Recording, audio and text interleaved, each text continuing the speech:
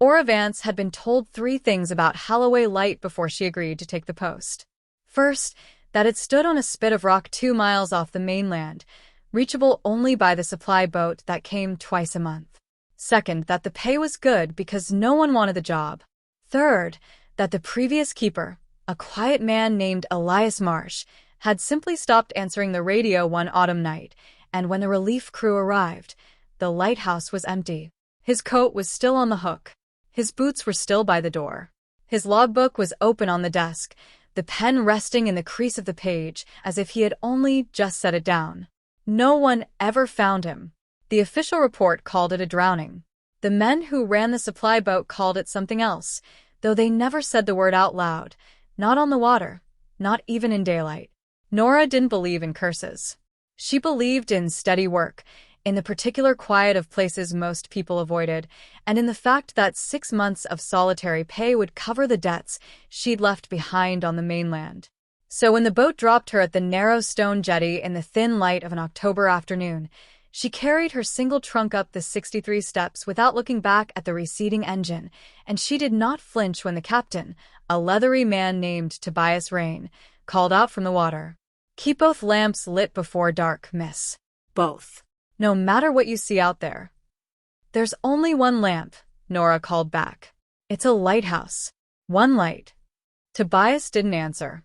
He was already turning the boat, and the fog was already coming in low and fast across the water, the way fog does in places that don't want visitors to leave easily, or to stay. The lighthouse itself was ordinary enough in the way that old, functional things are ordinary. Whitewashed stone gone gray at the base, a spiral stair worn smooth in the center of each step, a keeper's cottage attached at the bottom with a stove, a bed, a desk, and shelves of tinned food that would need to last her through the winter. Elias Marsh's belongings were still there, because no family had come to claim them. His coat still hung on the hook by the door. Nora took it down and folded it into the trunk, because she did not like the way it seemed to watch her from its peg. The logbook was where they'd found it, on the desk, and against her better judgment, on her first night, with the lamp lit and the sea of black nothing beyond the glass, Nora opened it. The early entries were mundane. Weather.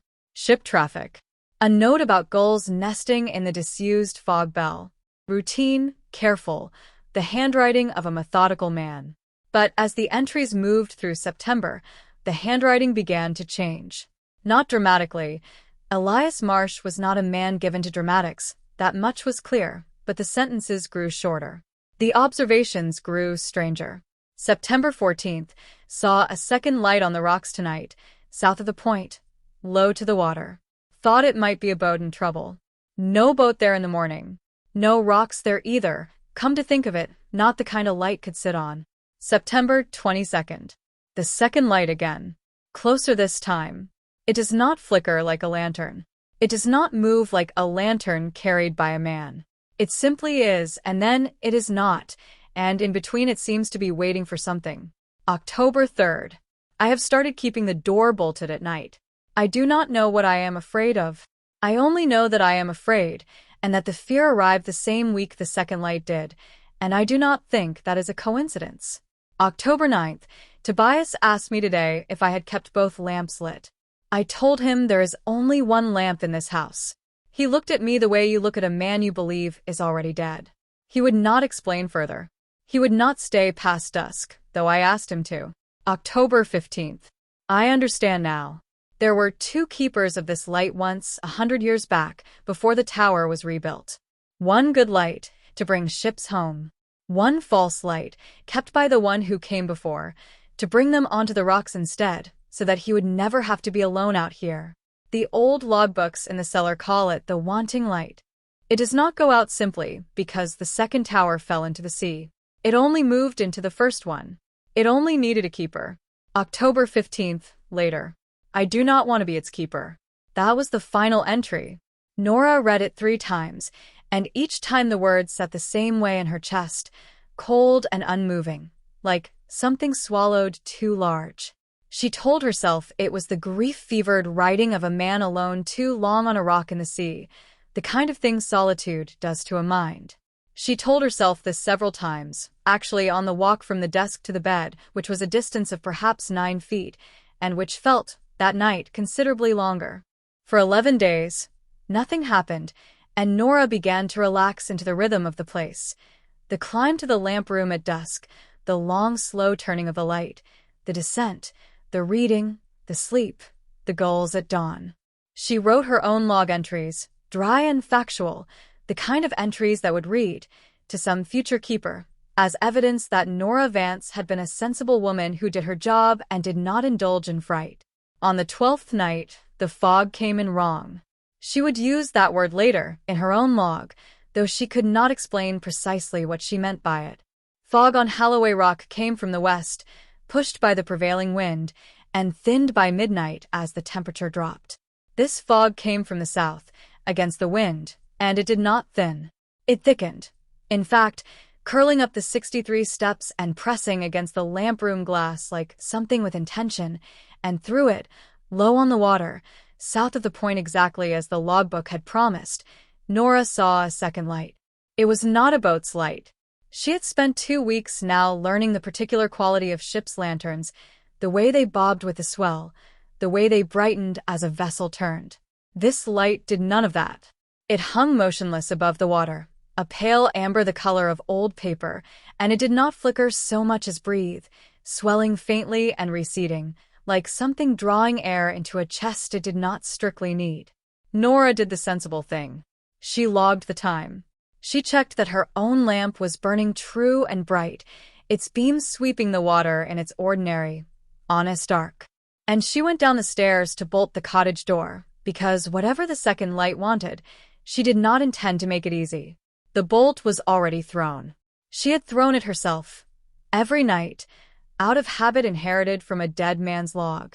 But it was thrown now in a way she did not remember doing, and when she pressed her palm flat against the old wood of the door, she felt, very distinctly, the cold pressure of another hand on the other side, matching hers, finger for finger, as if someone stood on the rock in the fog and the dark and had simply reached out to feel how thick the door was.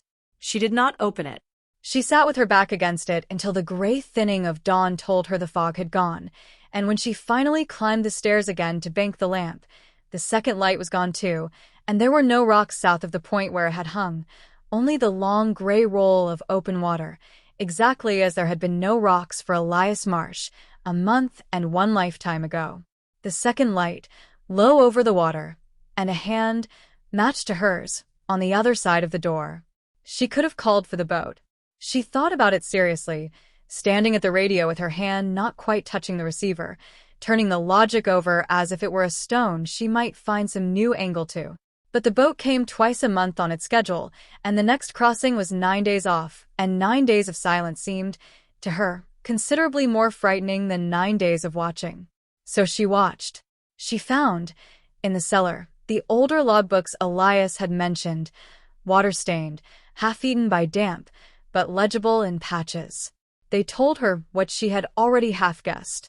100 years before, there had been 2 towers on Holloway Rock, standing close together at the point where the currents ran fastest and the wrecks piled thickest. One tower held the true light, tended by a keeper whose name history had kept, Josiah Fenn. The other held a light meant only for storms, a warning beacon, tended by his younger brother, a man the old records named only as the second keeper, as if 100 years of islanders had agreed, without discussing it, to let his true name go. The second tower had fallen in a storm in 1891, and the second keeper had gone into the sea with it. But the light, the old logbook insisted, in handwriting grown increasingly erratic across its final pages, the light did not drown with him. The light does not need a tower. It only needs a keeper, and it has been looking for one ever since, and it is patient because it has the whole gray width of the sea and all the time that the sea contains. Nora read that passage on the 17th night, with her own lamp burning steady above her, and understood, with a particular clarity that comes only very late at night, that Elias Marsh had not drowned by accident. He had gone looking for the second light on purpose, because by then it had already chosen him, the way it had apparently begun, now, to choose her, The fog that came from the wrong direction only on the nights she was alone, the second light appearing only when her own eyes were the only ones to see it, the hand that had pressed against hers through 8 inches of old oak door, as if testing whether she, too, might fit the shape of what it wanted. On the 22nd night, the fog came in at dusk instead of waiting for midnight, thick and low and moving against the wind exactly as before, and Nora climbed to the lamp room already knowing what she would see. The second light was closer than it had ever been, not south of the point now, but directly below the tower, at the base of the rocks, its pale amber breathing brighter with each swell of fog, and this time it did not merely hang in the dark. It began, very slowly, to climb. Not up the rock face. There was no rock face for it to climb, nothing a light could grip or ascend by any ordinary mechanism, but upward regardless, the way a flame climbs a wick, steady and unhurried, and entirely certain of arriving. Nora stood at the glass with her hand on the great lamp's housing, feeling its honest heat against her palm, and understood that the true light and the wanting light were, in that moment, doing the same work from opposite directions, hers reaching out across the water to bring lost things home, and the other reaching up through the fog to keep one thing, permanently, from ever going home again. She thought of Elias Marsh's coat, still folded in her trunk. She thought of his boots by the door. She thought of a man so many months alone on a rock that when something finally came promising never to leave him alone again, he might have walked toward it the way a thirsty man walks toward water, not because he trusted it, but because the alternative, the silence, the solitude, the 63 empty steps between one lonely meal and the next, had become the more frightening thing. Nora Vance did not walk toward the second light. 2 lights, 1 window, and something in the fog with a face worn soft by 100 years of waiting. She turned instead to her own lamp, and she fed it, and she trimmed it, and she kept her hands busy with the honest, unglamorous work of tending a true beacon, because she understood, with the same late-night clarity that had shown her everything else, that the wanting light could climb all it liked, but it could only ever take a keeper who reached back toward it first. The light reached the lamp room window at last, pressing its pale amber glow against the glass not 4 feet from where she stood, and for one long moment Nora thought she saw, within its breathing warmth, the shape of a man's face, not Elias Marsh's face, she realized with a cold and separate horror, but an older shape entirely, a face worn soft and featureless by 100 years of fog and longing, the second keeper still waiting, patient as the sea itself, for someone to finally reach back. She did not reach back. By the time the fog thinned toward dawn, the light was gone from the glass, gone from the rocks, gone south of the point where it had first appeared 3 weeks before, and Nora Vance climbed down the 63 steps on legs that shook only a little, and made herself tea, and rode in her log, in a hand as steady as she could manage. Night 22. Fog from the south, against the wind. The second light came as far as the window. I did not open it. She did not write the rest of what she knew, that the light would come again, on some night when she was tired, or lonely, or simply forgot for one unguarded moment to keep her hands on her own honest lamp instead of reaching toward the warmth of the other. She did not write that she now understood why Elias Marsh's coat still hung on its hook and his boots still stood by the door, waiting for a man who had walked, at last, toward the one light on Holloway Rock that never, ever went out. She only closed the logbook and banked the fire, and did not look, on her way to bed, at the cottage door, though she thought, just once, in the very last moment before sleep took her, that she felt the cold shape of a hand still resting flat against the other side of the old oak wood, patient and waiting, and in no hurry at all.